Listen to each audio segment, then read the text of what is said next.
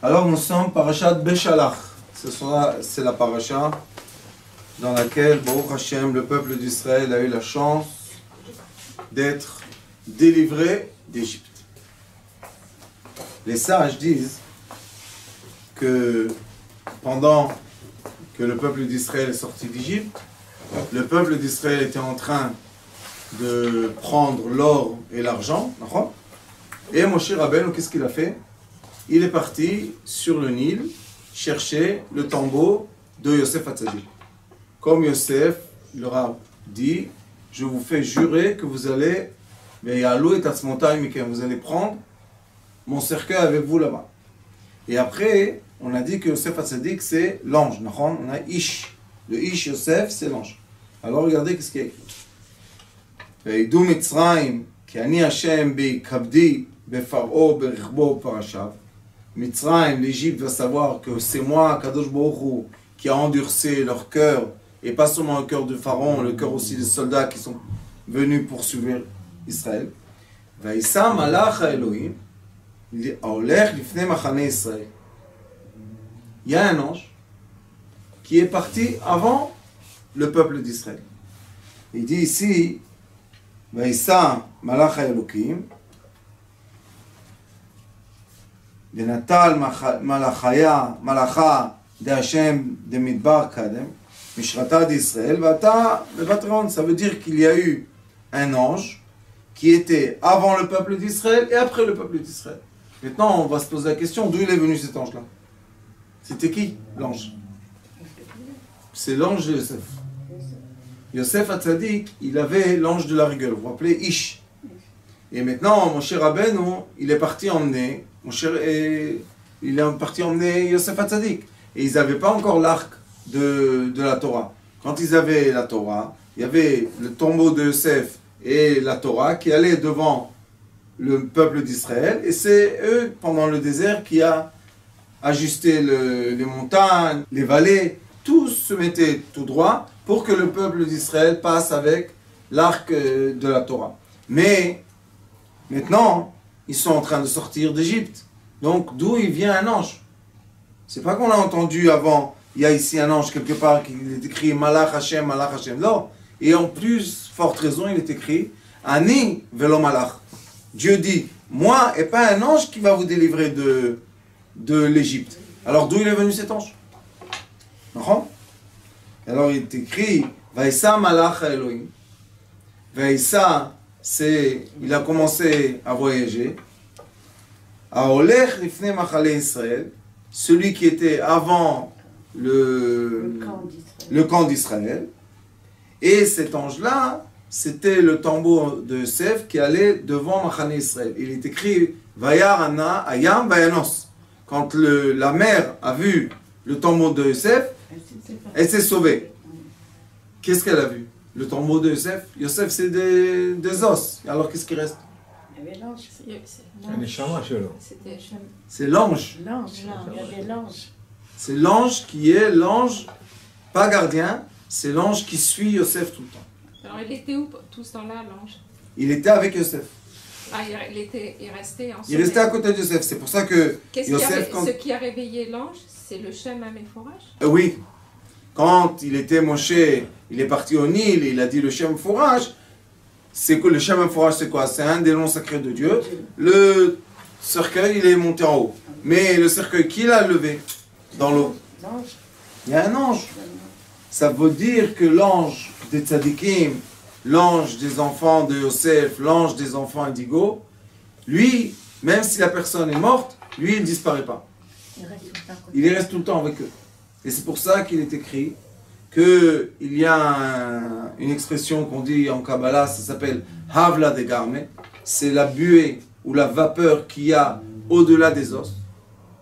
Et quand une personne, malgré qu'elle est décédée, il y a les os dans le cercueil, et ces os-là, ils ont une chaleur.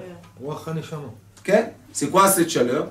La chaleur, c'est, on dit la vitalité, et aussi on dit l'ange. Et c'est pour ça que quand on parle et on dit les mots d'un tzaddik qui n'est plus sur terre, on dit que ce tzaddik-là, malgré qu'il n'est plus sur terre, ses lèvres parlent encore sur terre. Alors comment c'est possible? Il n'est plus sur terre. Qui parle? C'est l'ange.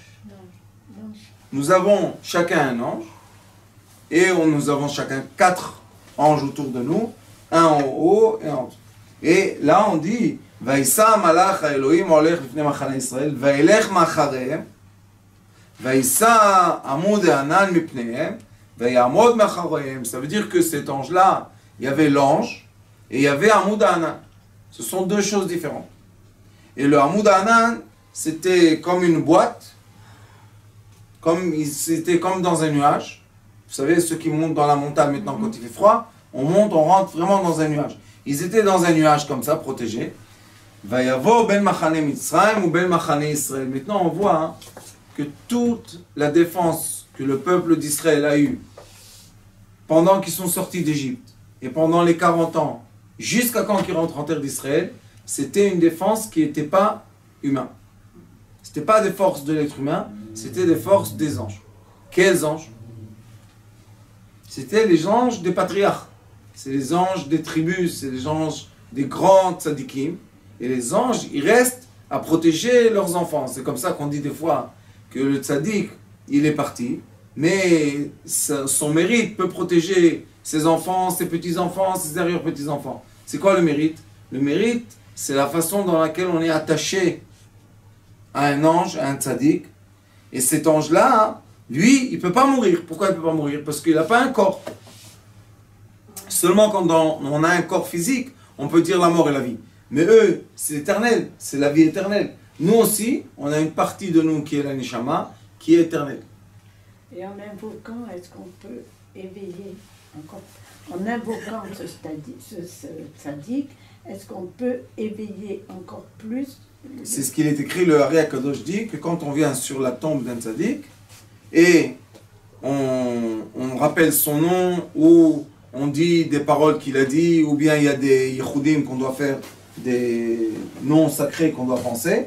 Quand on le fait, l'âme du tzaddik apparaît. Quelle partie de l'âme? La partie la plus basse, c'est la vitalité de l'âme. C'est ce qu'on utilise. La nefesh. La nefesh, elle vient. Et si on dit les paroles que le tzaddik aime, maintenant le tzaddik lui-même va parler dans son cercueil. C'est pour ça que quand on va se pèleriner, c'est sûr que quand on dit les teilim ou on dit des bonnes paroles, c'est sûr que maintenant le tzaddik même, c'est lui qui parle.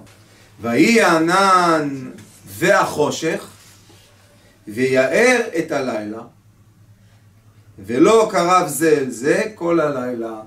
Il dit, et maintenant il y avait le anan, c'est le nuage, ve'achoshech, et l'obscurité, ve'yaer et alayla. Comment c'est possible? Yaer, c'est or, lo im aleph. Comment est-ce possible qu'on dit que l'obscurité a illuminé la nuit? Quelle obscurité? Et il est écrit que le nuage était entre les Égyptiens et Israël.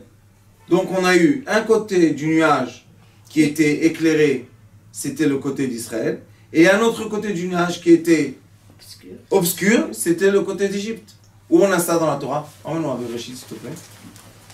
Regardez comme c'est. La sortie d'Égypte, c'est un nouveau Bereshit. Bereshit. Il est écrit comme ça. Va'aretz haïta tovavo.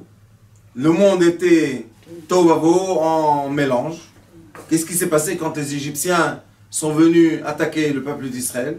Tout le monde était mevoucha. Tout le monde était en mélange. Les Égyptiens ne savaient pas s'ils vont réussir. Le peuple d'Israël avait peur d'être attaqué, malgré qu'ils ont vu les coups qu'Akadosh Baruch Hu a tapés. 10 coups. De quoi vous avez peur?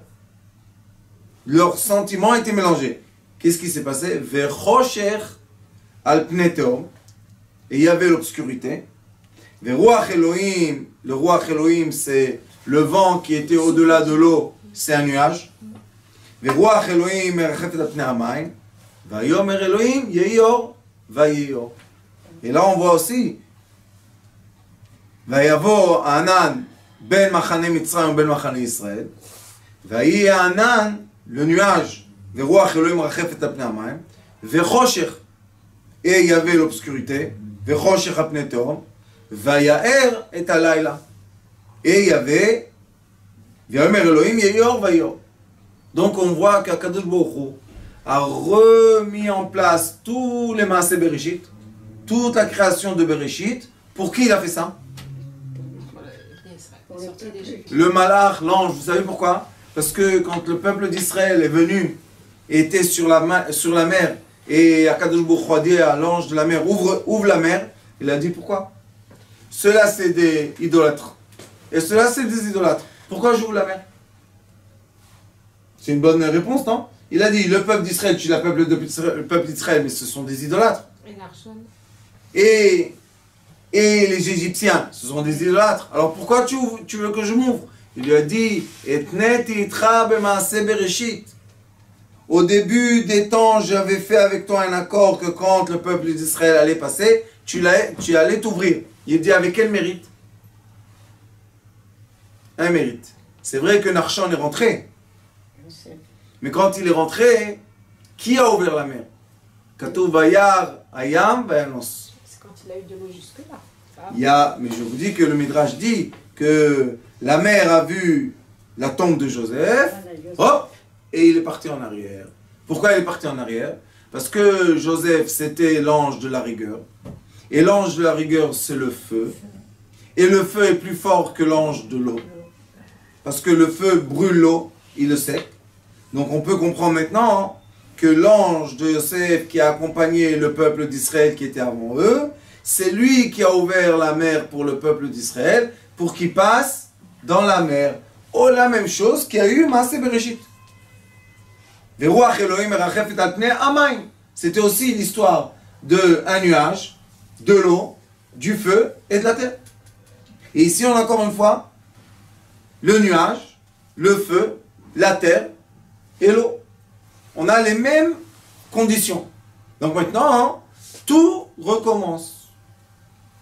Et comment c'est que tout recommence? Parce que le peuple d'Israël, quand ils sont sortis de la mer, les gens pensent qu'ils ont passé la mer de là à là. Non. Ils sont revenus sur le même quai.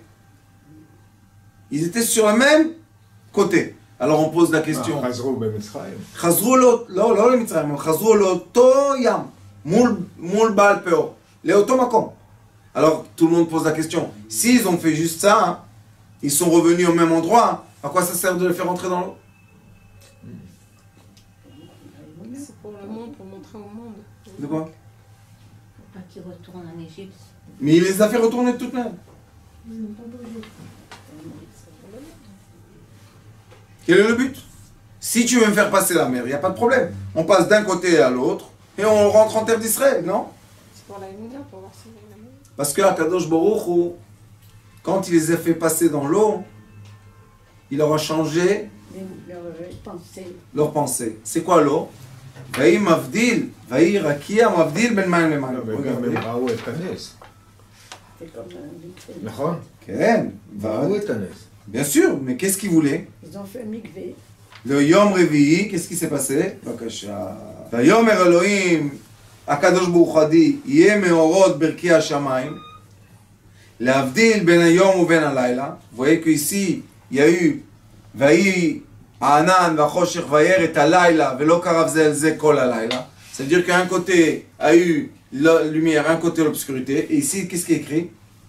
להבדיל בין יום ובלילה, והיו לאותות ומועדים ולימים ושנים, והיו למאורות ברכי השמיים להאיר על הארץ. ויחן, ויעש אלוהים שני מאורות הגדולים, את המאור הגדול עם שלט היום, ואת המאור הקטן עם של בלילה.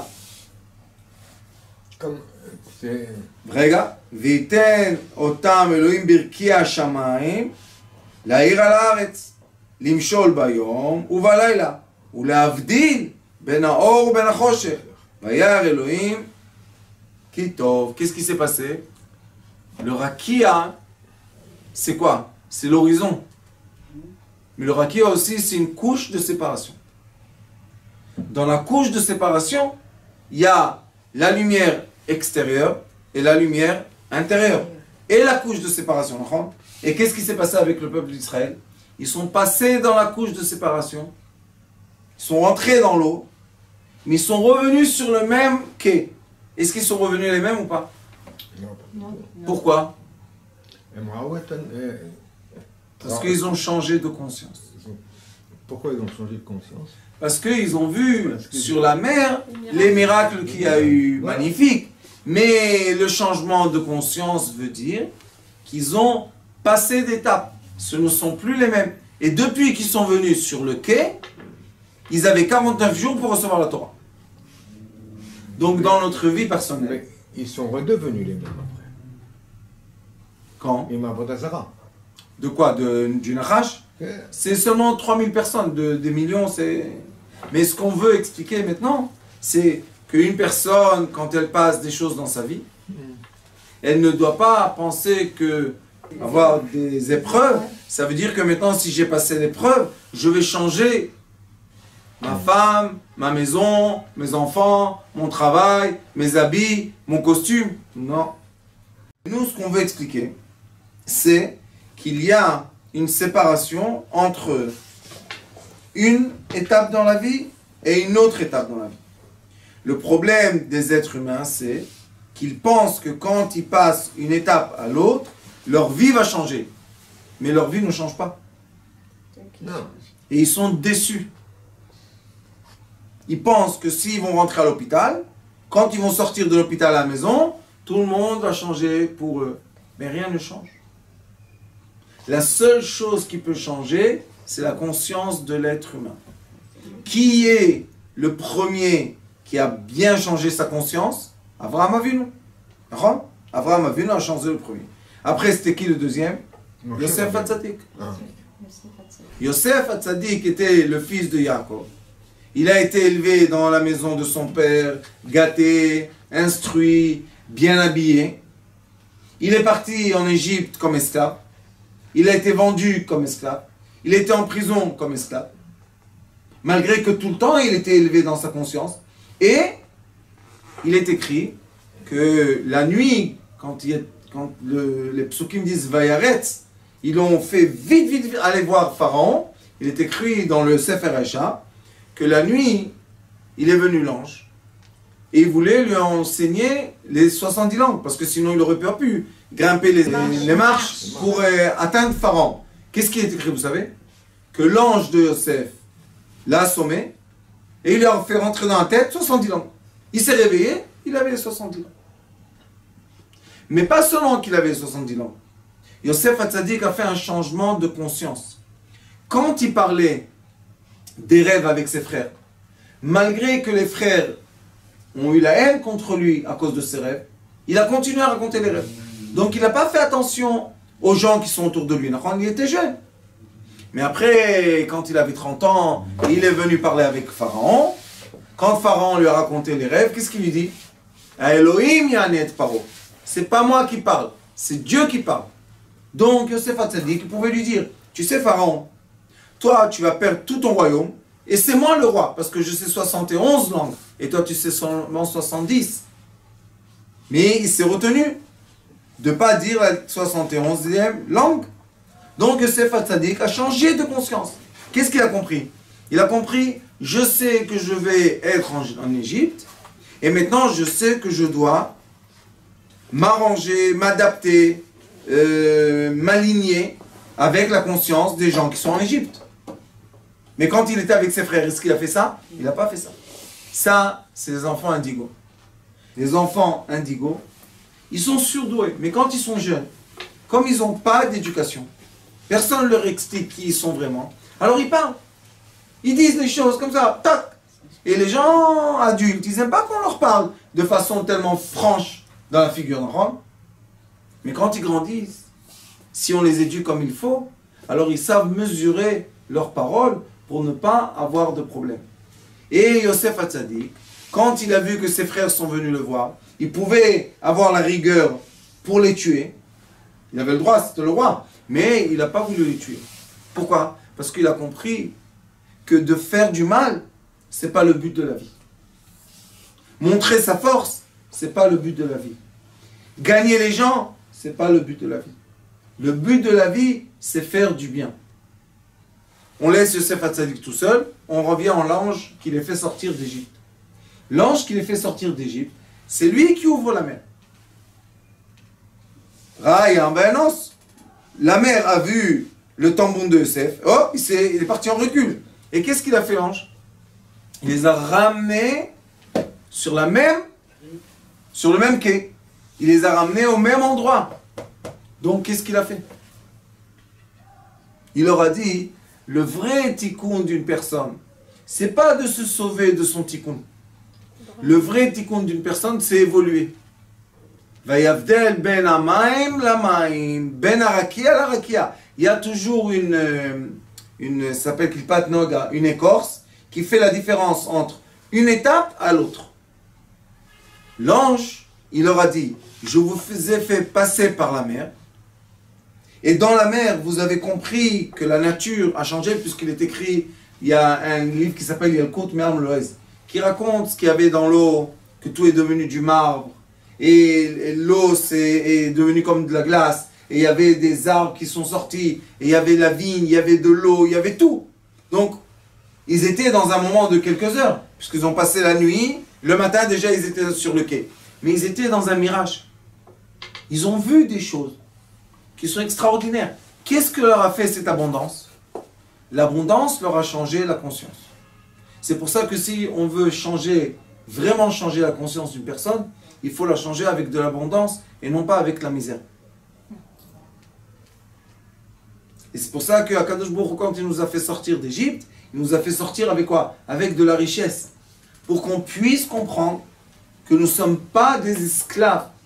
L'esclave, c'est celui qui vit avec avec quoi? Avec la pauvreté.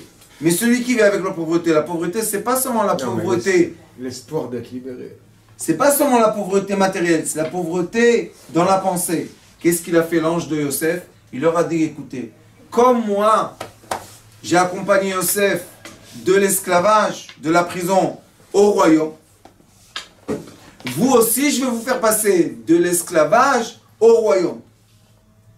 Par où ça passe? Ça passe par la conscience. Quelle conscience? Conscience d'abondance. La preuve que quand Yosef est venu chez Pharaon, Pharaon lui a tout donné. Il lui a donné le collier, il lui a donné la bague, il lui a donné la calèche, il lui a donné une femme. Il a dit, allez, toute l'Égypte t'appartient. Donc, pour que Yosef puisse vraiment s'adapter et vraiment aider le monde, il devait avoir de l'abondance. Aujourd'hui, j'ai un couple de parents qui est venu me voir avec un enfant indigo, 5 ans. Tous les traits. Quand j'ai commencé à nommer les traits au père, il m'a dit, dis-moi, d'où tu sais tout ça? J'ai dit, celui qui 30 ans recherche et étudie, à la fin, il sait quelque chose. Il m'a dit, oui, mais comment c'est tellement juste? J'ai dit, parce que c'est un trait de caractère. Alors je leur ai expliqué, qu'est-ce qu'il faut faire avec cet enfant pour qu'il grandisse comme il faut? Il me dit, oui, mais on n'a pas d'argent pour lui donner tout ça. J'ai dit, oui, mais si tu ne vas pas lui donner ce qu'il a besoin, tu vas souffrir de lui. Parce qu'il ne sait pas être neutre. Il sait être ou très positif, ou très négatif. Donc, c'est mieux de faire quoi? De donner l'abondance à ces enfants-là. Pas une abondance de richesse matérielle, mais l'abondance de l'amour, l'abondance de l'affection, l'abondance du travail, l'abondance de l'intention des parents, sentimentale, mentale. J'ai dit, si tu vas lui donner cette abondance-là, l'enfant va grandir et il pourra vraiment être pour le bien dans la maison. Mais si tu ne vas pas lui donner ça, qu'est-ce qui va se passer avec cet enfant? Il va faire souffrir tout le monde. Alors il dit, Velo karav zel ze kol halayla. Regardez qu'est-ce qui est écrit ici. Vayaer et halayla. Il a illuminé la nuit. Velo karav ze el ze. Vous voyez qu'il y a les mots similaires. Kol halayla. Pourquoi tu dois dire ça? Si tu dis Vayaer et halayla, Velo karav ze el ze, on comprend que c'est layla. Pourquoi on doit redire Kol halayla? Il y a beaucoup de psaumes dans la Torah qui se répètent. Dans le même psaume, on a 3-4 mots, un mot de séparation, et encore une fois les 3-4 mots. Ça, c'est une étude, c'est un des grands secrets qui s'appelle, dans le Zohar Kadosh, et il emmène Beidrazuta, il emmène un livre qui s'appelle Sifra de Tzniuta, et là-bas ils expliquent pourquoi des fois la Torah dit Avraham, Avraham, Moshe, Moshe, Shmuel, Shmuel. Pourquoi Noach, Noach? Pourquoi 2 fois? Puisque la Torah elle est très avare en lettres. Chaque lettre veut dire un monde entier. Et vous voyez qu'ici on a un passouk entier. Laïla, Laïla. Zé, Zé. Qu'est-ce qu'il y a? Comme dans la Haggadah de Pesach, on a Laïla, Zé. Laïla, c'est Hey, Lamed, Yud, Lamed, Hey. C'est quoi Laïla? Laïla, ça fait les chiffres, ça fait 5 et 30, 35 et 10, 45. 45 c'est Adam, homme. Et après il est écrit Yud, 10, 30, Lamed et Hey. Encore une fois homme. Ça veut dire qu'il y a Lo Karav Zelze Alayla. C'est quoi Alayla? La nuit, c'est un moment que l'homme se transforme en homme. Quand est-ce qu'on grandit? Quand est-ce qu'on évolue? Quand est-ce qu'on a la digestion? Quand est-ce qu'on se repose? Seulement la nuit. Qu'est-ce qui se passe la nuit? La nuit, l'âme, l'homme qui est cet homme-là, sort du corps. Maintenant, on va poser la question. Où est l'homme? On a l'homme et l'homme. Il y a l'homme astral et l'homme terrestre. Il dit Halayla velo karav zelze kol halayla. Ma c'est zelze? Zé, c'est en Gimatria 12. Avec le Aleph, c'est 13. 13, c'est amour. Amour, Ahava. Tu veux transformer l'être d'un être à l'autre, tu es obligé de l'aimer.